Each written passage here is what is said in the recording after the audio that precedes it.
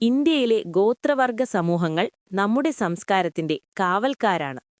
Africa കഴിഞ്ഞാൽ ലോകത്ത് ഏറ്റവും കൂടുതൽ ഗോത്രജനതയുള്ളത് ഇന്ത്യയിലാണ്. 2011 സെൻസസ് പ്രകാരം ഇന്ത്യയിലെ ജനസംഖ്യയുടെ 8.6% ഗോത്രവർഗക്കാരാണ്.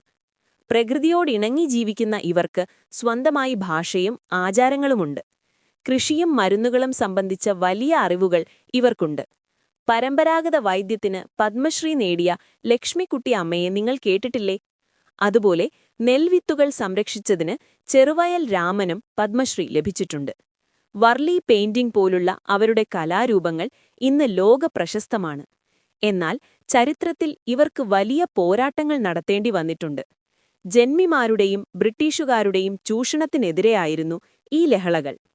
1855 സന്താൾ ലഹള ഇതിനൊരു ഉദാഹരണമാണ്. സിദ്ധു മുർമു, കാൻഹു മുർമു എന്നിവരായിരുന്നു ഇതിന് നേതൃത്വം നൽകിയത്. ബിർസ മുണ്ട നയിച്ച മുണ്ടലഹളയും വളരെ പ്രധാനപ്പെട്ടതാണ്.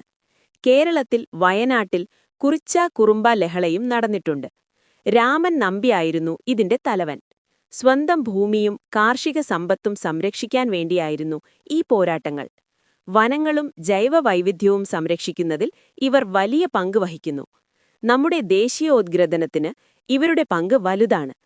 ആദിവാസി സമൂഹങ്ങളുടെ അറിവുകൾ നമ്മുടെ രാജ്യത്തിന്റെ സമ്പത്താണ്. സന്താൾ മുണ്ട ലഹളകൾ പരീക്ഷയ്ക്ക് ചോദിക്കാൻ സാധ്യതയുള്ള ചോദ്യങ്ങളാണ്.